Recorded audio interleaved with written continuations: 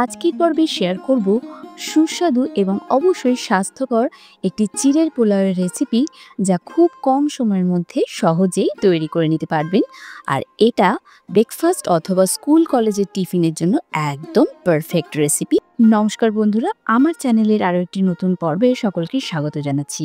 চিড়ের পোলাও তৈরি করার জন্য এখানে 1 কাপ চিড়ে নিয়েছি। আর এটা দেখুন একটু সরু এবং একটু লম্বা মতো চিড়ে। এটাই সাধারণত চিড়ের পোলাওয়ের জন্য ইউজ করা হয়।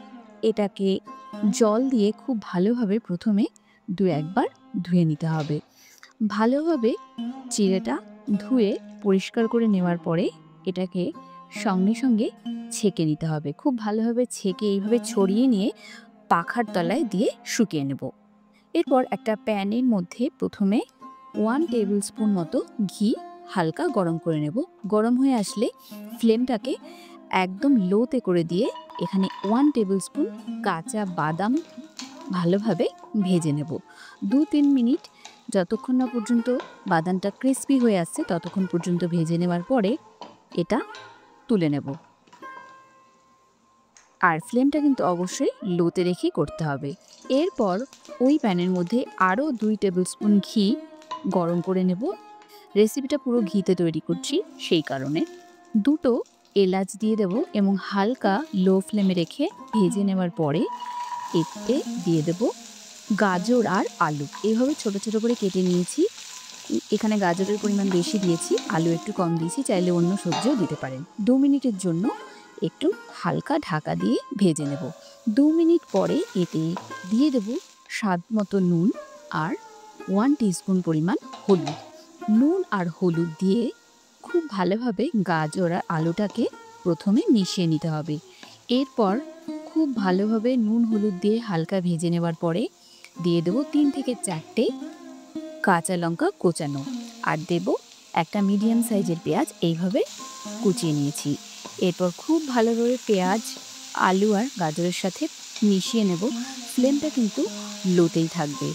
এরপর খুব ভালোভাবে ভেজে নেওয়ার পরে এটা আবারও 2 মিনিটের জন্য ঢেকে কুক করে নেব। 2 মিনিট পরে দেখুন আলু সেদ্ধ হয়ে গেছে, গাজরও সেদ্ধ হয়ে গেছে, আর পেঁয়াজটাও খুব ভালোভাবে মজে এসছে।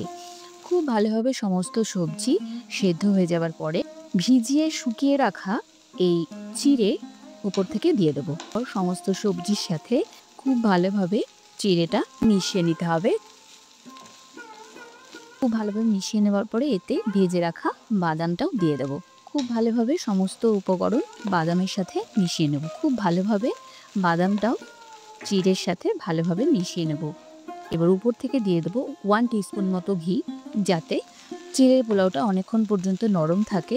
এবার খুব ভালোভাবে মিশিয়ে নেওয়ার পরে সবশেষে দিয়ে দেবো ড্রাই ফ্রুটস। এখানে কাজু, কিশমিশ, আমন্ড, পেস্তা সমস্ত খুব ভালোভাবে ছোট ছোট করে কেটে নিয়ে দিয়ে দিচ্ছি। চিড়ের পোলাও কিন্তু অলমোস্ট রেডি হয়ে গেছে। এরপর নামানোর আগে উপর থেকে দিয়ে দেবো ফ্রেশ ধনেপাতা কুচি। আর ধনেপাতা কুচি দিয়ে চিড়ের পোলাওর সাথে খুব ভালোভাবে মিশিয়ে নেওয়ার পরেই রেডি হয়ে যাবে পারফেক্ট চিড়ের পোলাওর রেসিপি। এরপর ফ্লেমটাকে অফ করে দিয়ে 5 মিনিটের জন্য রেস্টে রেখে দিলেই রেডি হয়ে যাবে সুস্বাদু চিড়ের পোলাওর রেসিপি। আর তারপরেই 5 মিনিট পর এটা সার্ভ করার জন্য হয়ে যাবে একদম রেডি। দেখলেন, খুব সহজ পদ্ধতিতে খুব কম সময়ের মধ্যে আপনি সুস্বাদু এবং স্বাস্থ্যকর চিড়ের পোলাও এইভাবে তৈরি করে নিতে পারবেন। আর এটা স্কুলের টিফিনের জন্য অথবা কলেজের টিফিনের জন্য অথবা ব্রেকফাস্টে চটজলদি কিছু তৈরি করার জন্য একদম পারফেক্ট একটা রেসিপি। চিড়ের পোলাও খুবই সুস্বাদু হয়, কিন্তু যেহেতু এটা একটু তাড়াতাড়ি ড্রাই হয়ে যায় সেই কারণেই পেঁয়াজ দিলে অনেকক্ষণ পর্যন্ত এটা নরম থাকে। আর যদি আপনি ঘি দিয়ে তৈরি করেন তাহলে এর ফ্লেভারটা খুব ভালো আসে। তো আমি সবথেকে সুস্বাদু চিড়ের পোলাও খেয়েছি আমার মায়ের হাতের চিড়ের পোলাও। আর এই চিড়ের পোলাওয়ের স্বাদ আমার এখনও মুখে লেগে আছে। মাঝে মধ্যেই টিফিনে, স্কুলের টিফিনে চিড়ের পোলাও দিত।